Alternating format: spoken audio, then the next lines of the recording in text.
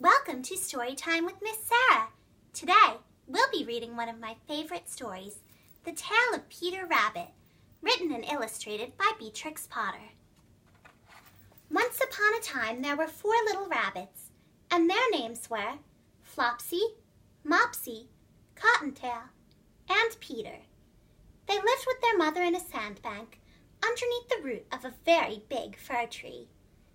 "Now, my dears," said old Mrs. Rabbit one morning, "you may go into the fields or down the lane, but don't go into Mr. McGregor's garden.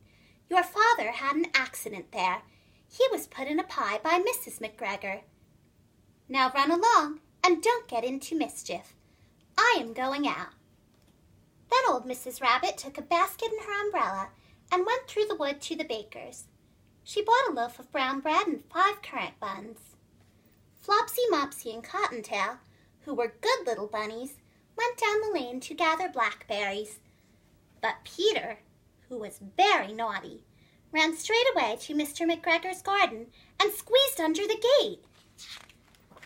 First he ate some lettuces and some French beans, and then he ate some radishes. And then, feeling rather sick, he went to look for some parsley. But round the end of a cucumber frame, whom should he meet but Mr. McGregor? Mr. McGregor was on his hands and knees planting out young cabbages, but jumped up and ran after Peter, waving a rake and calling out, "Stop, thief!" Peter was most dreadfully frightened. He rushed all over the garden, for he had forgotten the way back to the gate. He lost one of his shoes among the cabbages, and the other shoe amongst the potatoes.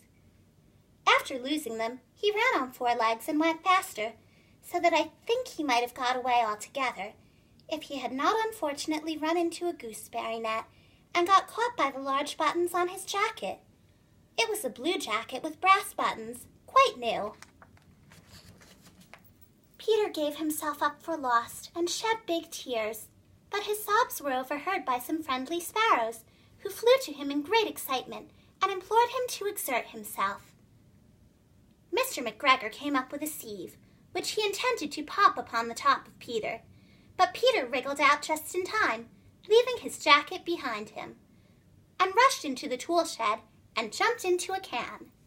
It would have been a beautiful thing to hide in, if it had not had so much water in it. Mr. McGregor was quite sure that Peter was somewhere in the tool shed, perhaps hidden underneath a flower pot. He began to turn them over carefully, looking under each. Presently Peter sneezed. "Kershoo!" Mr. McGregor was after him in no time, and tried to put his foot upon Peter, who jumped out of a window, upsetting 3 plants. The window was too small for Mr. McGregor, and he was tired of running after Peter. He went back to his work. Peter sat down to rest. He was out of breath and trembling with fright, and he had not the least idea which way to go. Also, he was very damp with sitting in that can. After a time, he began to wander about, going lippity-lippity, not very fast, and looking all around. He found a door in a wall, but it was locked, and there was no room for a fat little rabbit to squeeze underneath. An old mouse was running in and out over the stone doorstep, carrying peas and beans to her family in the wood.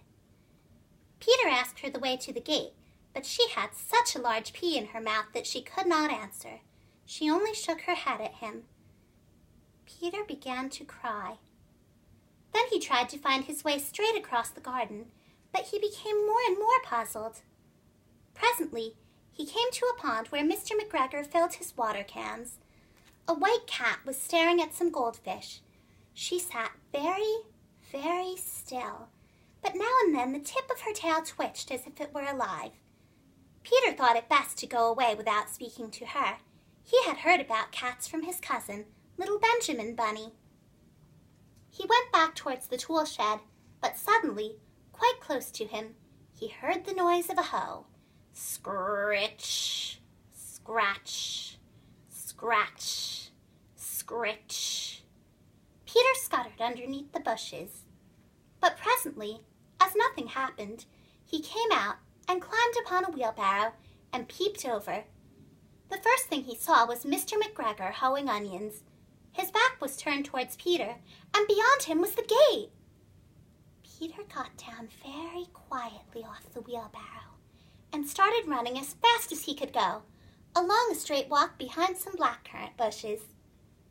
Mr. McGregor caught sight of him at the corner, but Peter did not care. He slipped underneath the gate and was safe at last in the wood outside the garden. Mr. McGregor hung up the little jacket and the shoes for a scarecrow to frighten the blackbirds.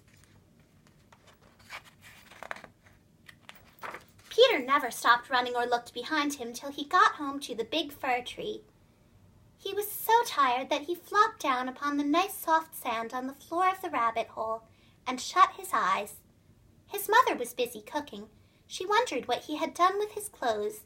It was the second little jacket and pair of shoes that Peter had lost in a fortnight. I am sorry to say that Peter was not very well during the evening.